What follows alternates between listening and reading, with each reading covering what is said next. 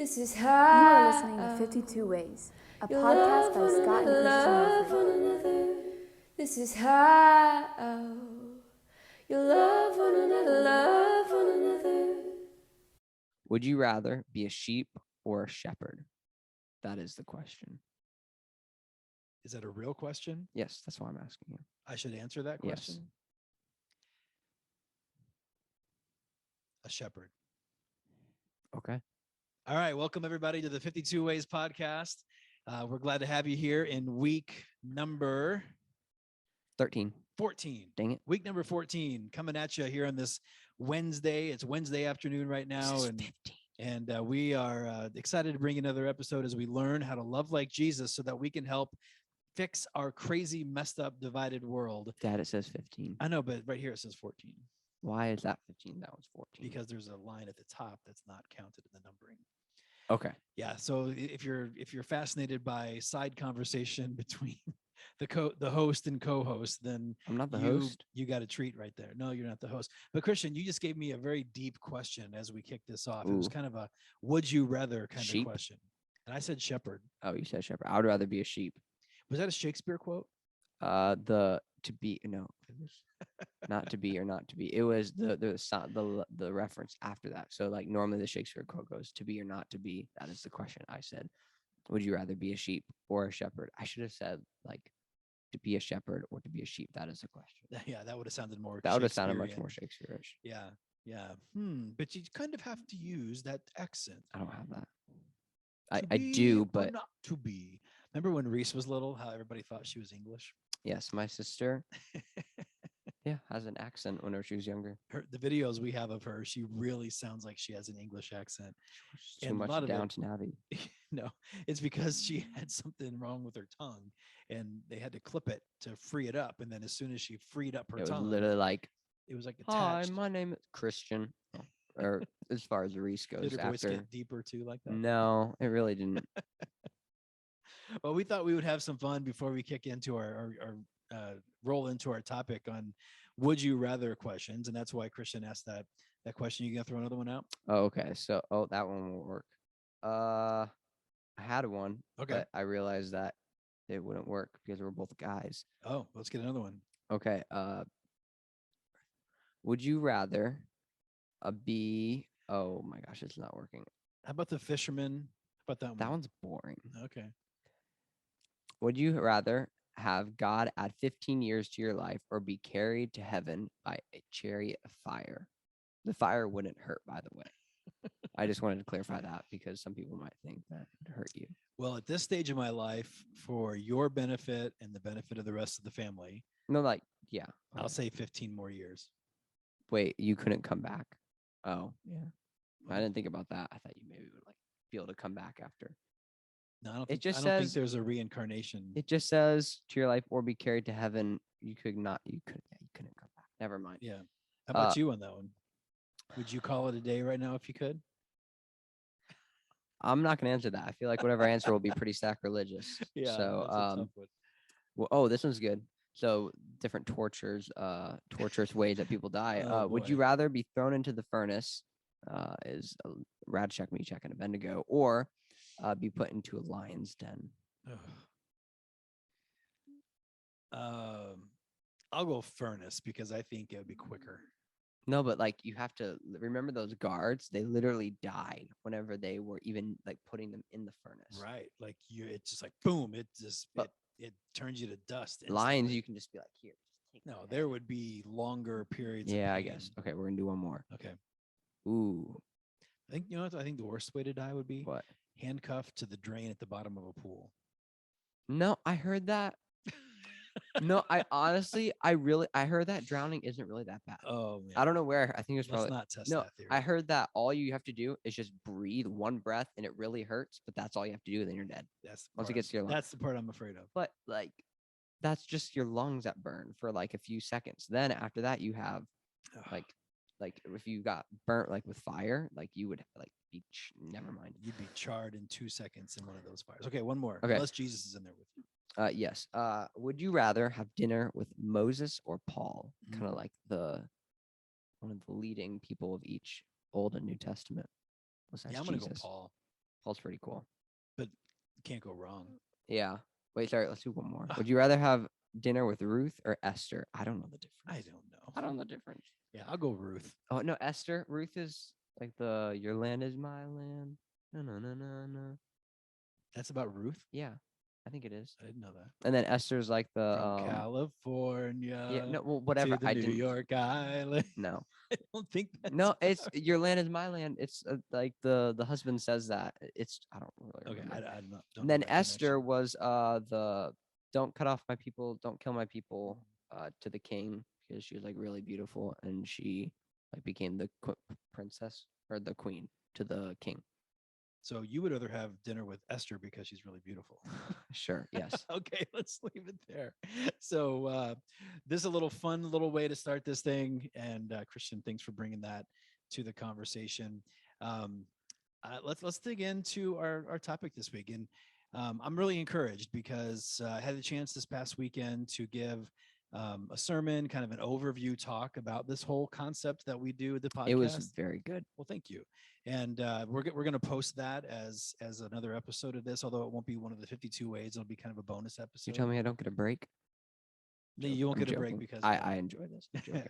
and so we'll post that. But I'm really hoping to use the content of what we did at Skyline Church in O'Fallon this past week as the basis of a talk that I can give in lots of different settings, maybe at schools or maybe at other churches or maybe at conferences. So please help me market this. If you know of a place that might be looking for a speaker for an event, large or small, send them my way. You can email me at 52wayspodcast@gmail.com. Just not 0 people though. That'd be kind of weird. What do you mean? Like no audience.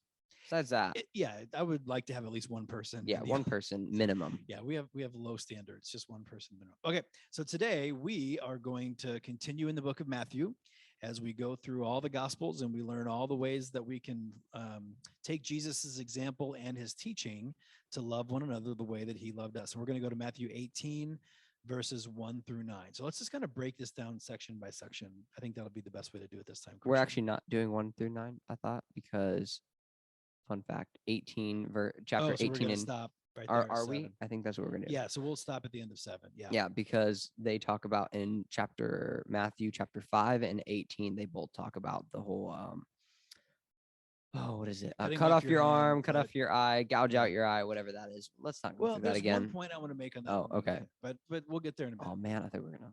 We're just No, not I going to can get talk all the about way that. into that. Okay. So the verse 1 says, about that time, the disciples came to Jesus and asked, who is the greatest in the kingdom of heaven? And Jesus called a little child to him and put the child among them.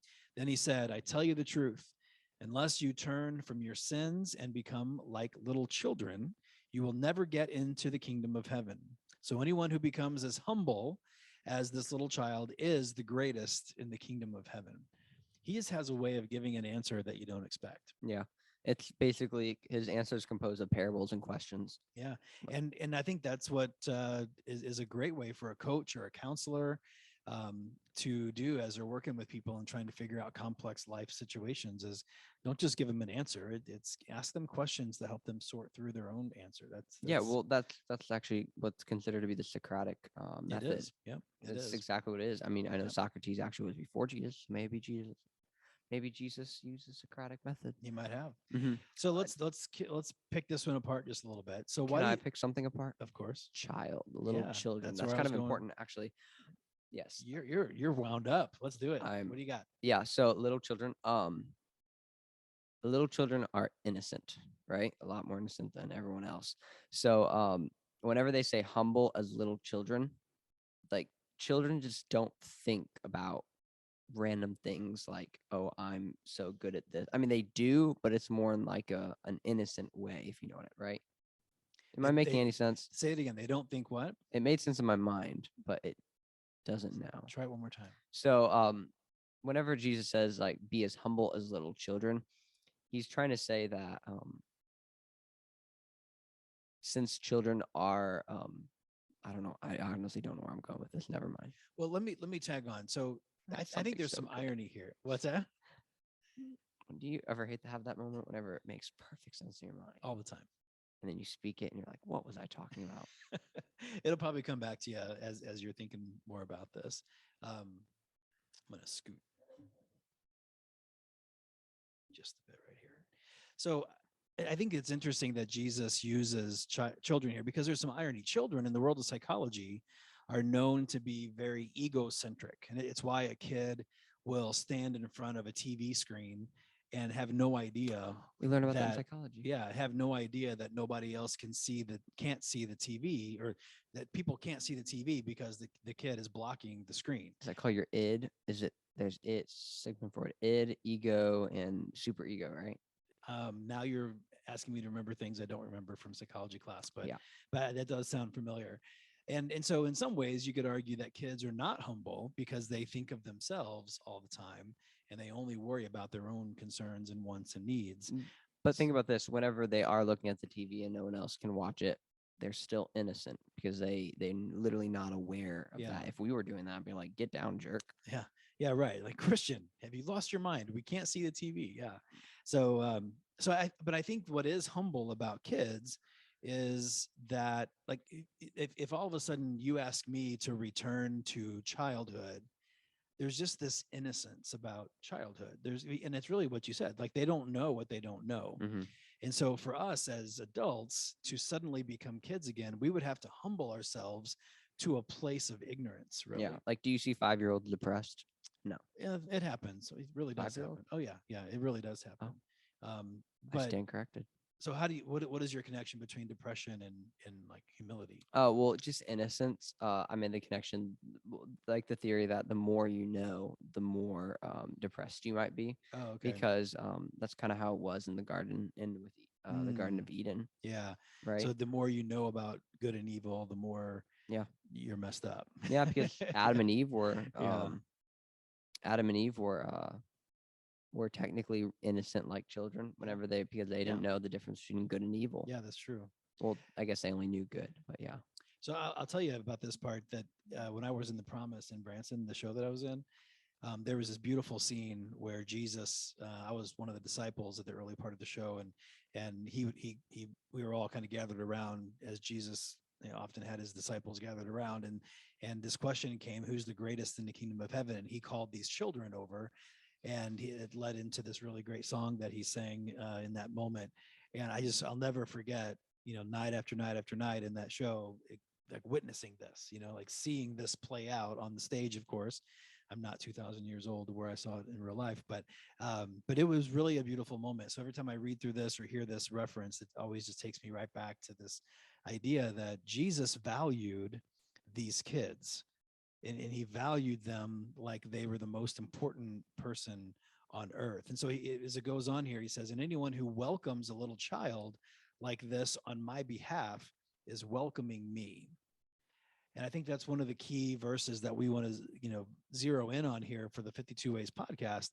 When you welcome someone as humble and seemingly insignificant as a random child, when you welcome them in, Jesus is saying, you are welcoming me in.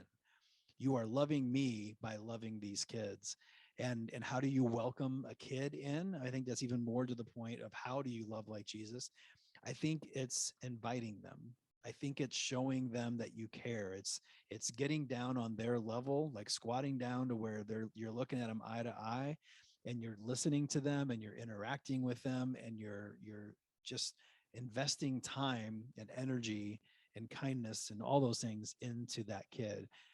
And I think if you ever look around like your little cousins, Christian, Oh no, it's amazing when you actually give them time. they're crazy. The way they just light up because they're so used to adults not giving them time. Yeah. I think also another perspective on this is like obeying or like being a boss. I guess I know that children are known to not listen, but in general, God says to be humble like little children. I mean, would you expect whenever you're an adult, you probably think that you are right more? I don't know. Yeah. Kind of in a way. And like Some kids can do you really listen? think they're right. I know Yeah, that, but yeah. like, do you think that do you listen to your parents whenever you're 50, whenever you're 40 years old, as much as whenever you were a kid?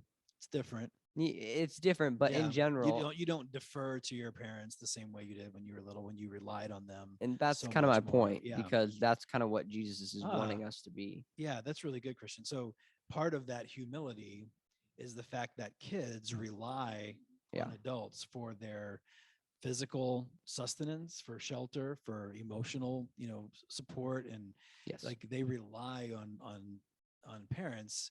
And as the ones who rely so much on others, there's like this natural sort of humility that's kind of built into that, I guess. Is that what you're That's hitting? yes. Yeah, that makes a lot of sense. um yeah, I think that's really neat. And Jesus is saying that welcoming and giving time and energy into people that are seemingly less important, um that is that is the way to be.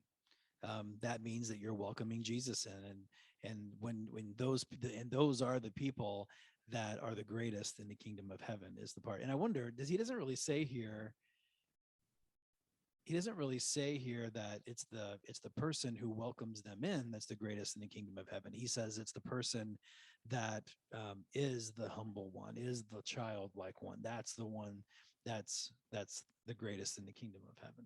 Hmm. So I guess it's an additional point that he's saying that, and you should also welcome those people in, because when you do that, you're welcoming me. But then he goes on. Well, let's go hit a couple more points on some of that, though. Hang on, I had something here. So always be humble. We talked about that. Think less of yourself and more of others. I've heard the idea that humility is not thinking less of yourself; it's thinking of yourself less. Some famous person said Have you that, heard but that I don't before? know who it is. I think it was some pastor that first said it that I heard of, that other pastors have quoted. I don't know where it came from, but I think that makes just the world of sense. It's not saying demean yourself, make yourself like, consider yourself to be dirt, and I'm no good and I'm not important.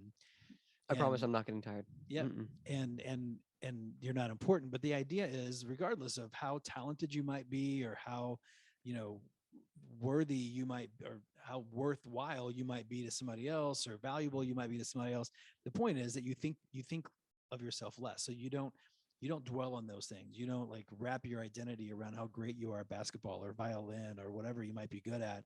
Your identity is not about that. Your identity is in the way that you reflect Christ in your actions, the way that you serve others who might be horrible at violin, who might be horrible at basketball, who might be horrible at sports or life, but you treat them as if they are the greatest, because Jesus here says that they are.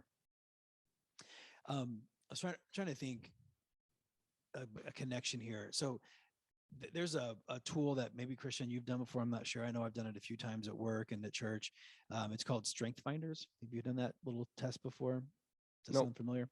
Well, it's one of those, like, it's semi-personality test, but it's meant to identify what your strengths are. And for me, one of the things that always comes up on it is what they refer to as an includer.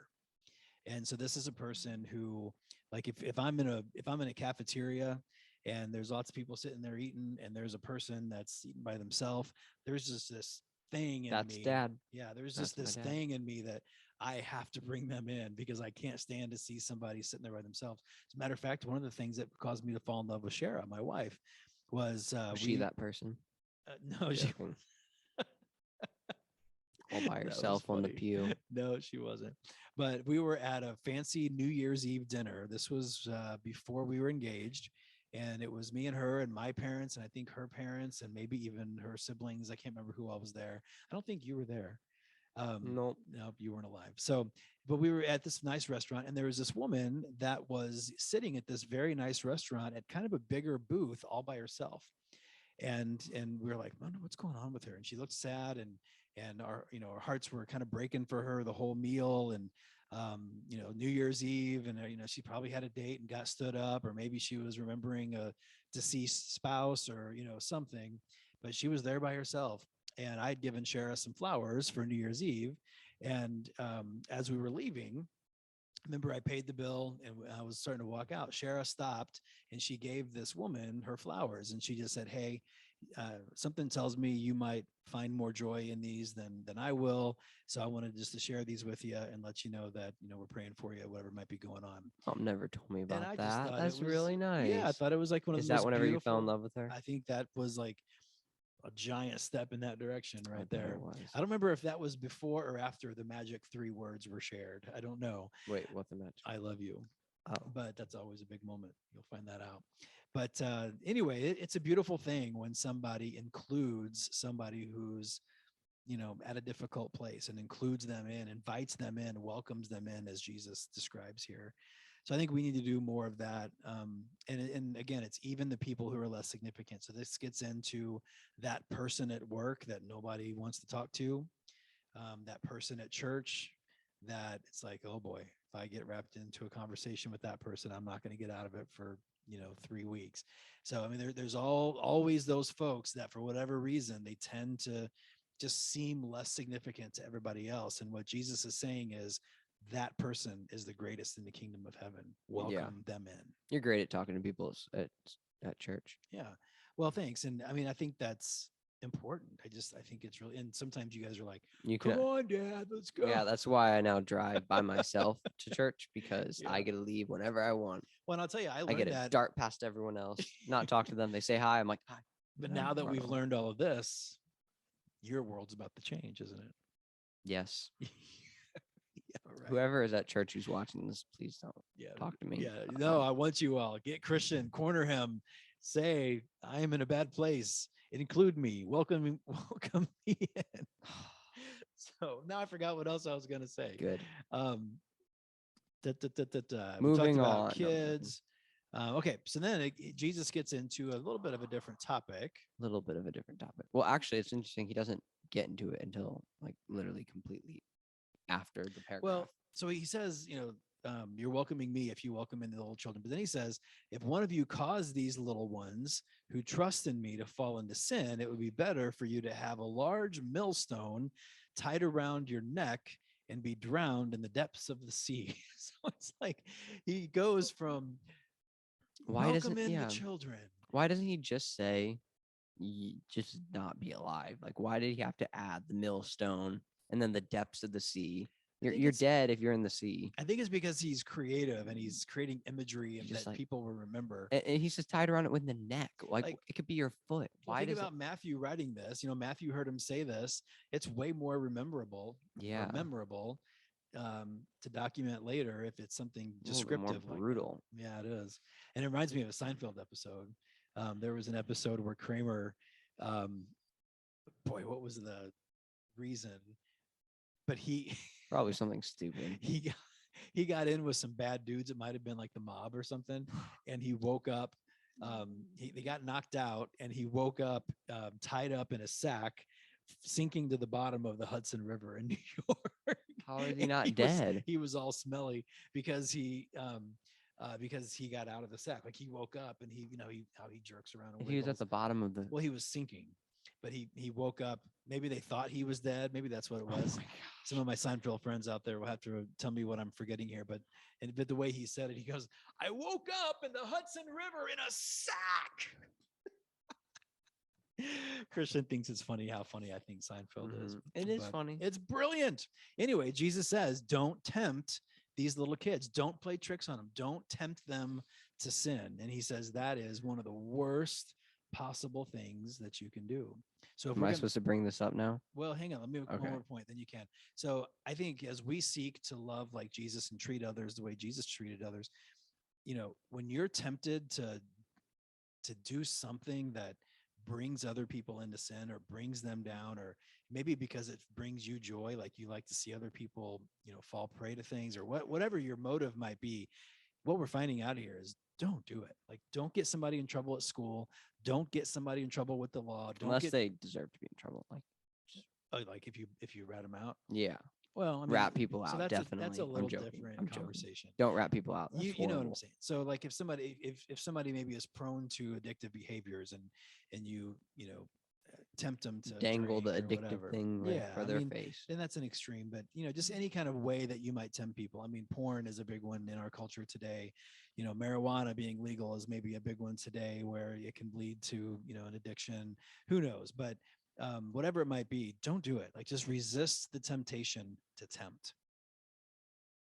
Am I supposed to say something now? Yes. Okay. He's got a big idea. No, it is, but it's a weird idea. Kind of goes back to the fact where the more knowledge you have, the more depressed you are. This concept can make you depressed. So whenever God what? Go ahead. Whenever God talks about causing someone else's sin, you I normally, and whenever I try to think about things like this, I take extreme examples of it, and then I say, okay, is this what God meant? Or I give past examples of what the Bible said to see whether this is really what He meant. So I'm going to give an analogy of you somehow you find out that you're the boss of a company. You have these coworkers, and one of these you found out somehow that one of these coworkers is planning to hire a hitman to kill someone. Kind of weird, but it serves our purpose. But you also know that the only way that he will be able to hire the hitman is with the next paycheck that you have to give him. Kind of adds a little twist to the story. But you, of course, you are the person who's supposed to give him that paycheck. You don't have, it's a small business, so you have to physically give him that paycheck. If you give him the paycheck and that all falls down, would you be morally, not legally, morally responsible for in the eyes of God for having someone else sin? Yeah. How do you come Right. up with these things? Mm. So basically, owner of a company needs to pay his employees. One of the employees he finds out is going to take that money and hire a hitman. But he has no way to prove it also, because people say like call the cops. No, you have Do no you way to give prove it. do you give the paycheck to that person? Yeah. Ladies and gentlemen, what do you think? If you do give the paycheck to that person, are you guilty of what Jesus is saying here to not be guilty of? Yeah. So going further, so you might be able to come up with an answer with some kind of reasoning, but and whether it is on the side of no, it would not be bad, or yes, it would be morally bad. Whichever direction you go, I can recreate this analogy to make it just a little bit more complicated on each side of the spectrum to make you think, oh wait, there's that new variable that may change what my stance is on this. Right? So do you get that? So like if you say here, give a random answer. Just say, No, he's not guilty of tempting. so let's say then after that, let's see. He then Because he has an obligation to pay his employees. Okay. So I could add another variable to this that says, oh, what could it be that would make it more on him? Maybe I don't know, what would it be? I don't know. You Maybe just the think of person different he's going to variables. kill is an enemy of the company. Sure. Let's go with that. There's just, you never know.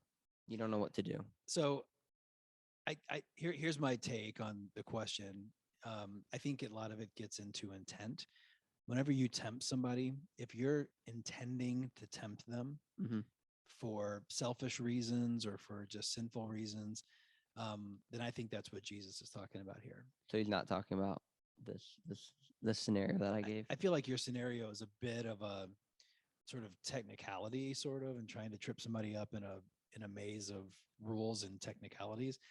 I think That's what I'm good at. if you're a boss and you need to pay your employees, you pay them, and you deal with the knowledge you have of that situation, you deal with that another way. Actually, it kind of went back to World War II, whenever they figured out the algorithm of the Nazis. I watched a movie on this. It was really good. But they figured out the algorithm, how they were sending um, the the codes, and it also kind of goes back to does the end justify the mean? Because they knew when they were going to attack ally forces. They knew whenever Nazi were going to, but they had to, what did they have? They had to like make it seem like that they didn't know, because the moment the Nazis would think that they did know what the algorithm was, they would instantly just change it. Then they would have no advantage. So what they did was they strategically chose. They calculated like chance and how they would get the luckiest without what they said it a certain way. The most wins that we can win in battles strategically without making the Nazis think that they knew what their algorithm is. So they had a really hard moment where one of the people who figured it out, they were reading the code with the algorithm that they now knew, and he found out that they were gonna hit a ship that his brother was in, like in about 10 minutes. Hmm. And if they didn't warn them to turn around, they were out. Or his brother was gonna die, so they had to choose: are we going to let this ship die along with this person's brother, or are they going to save them and then risk them being able to know that they figured out the code? So that is a complex moral dilemma. Yes. And those things really fascinate your brain, don't they? No. Well, Yeah, they do. Yeah. Well, we're going to need to wrap up here, week 14. I think the lessons, the takeaways, be humble, welcome in those who are maybe the least of these, those that are like children. Take time with actual children and get down on their level and show that love that Jesus shows us to them. When you do that, you are showing love to Jesus, which is awesome. And don't tempt people. It's one of the worst things you can do. So if you're trying to figure out how to deal with people, how to treat people, one of the things not to do is tempt them. That bad. Betty, Betty, bad. That's another Seinfeld. Don't give people your paycheck. If you tempt people, Betty, Betty, bad. Betty, Betty, bad. Yeah. So if you're a Seinfeld fan, you know what I'm talking about. And so the fruits of the Spirit used here: generosity and self-control. Generosity is the first. What's that? Generosity is a fruit of the Spirit. Mm-hmm. Love, joy, peace, patience, kindness, goodness, faithfulness. No, it's not. Yeah. Love, joy, peace, patience, kindness, goodness, faithfulness, gentleness, and self-control.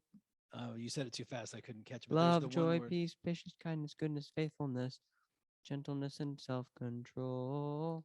No, I think generosity is the one that sometimes is listed as a word that we didn't know what it meant. Patience, kindness, goodness, faithfulness. We will look that up for next time. We'll We look got it to roll up. because we're almost out of time. It's going to click off on us here. Okay. We went a little long today. But the other thing though, so I titled this. Sorry, it was really funny. You were like, we need to end this. I and know, then but you there's were one like, more thing I got to say. Wait. There's more. There's more. So I titled this My Precious. And I think the reason I titled it My Precious is because Jesus is calling these children his precious children, I think is why I titled it that. I had a creative moment when I wrote this up, and now I'm blanking out. But I think that's why I titled it My Precious, because those that are humble are considered to be precious in the eyes of God, the greatest in the kingdom of heaven. Okay, let's wrap it up there. Hey, go subscribe, like the podcast, do all the things that you do to help us promote it, share it with others, let people know. Really looking for opportunities to start speaking. I want to do one a month. So we've got some months coming up here that are open, of course, because we're just starting this. I think every month is open. Well, let's not spill let's not let the cat out of the bag. No, we got a very full schedule. Book here. us. Try to book us if you can, guys. We'll probably not be available. But excited to hear about some opportunities coming up. And hey, until next week, be well, my friends.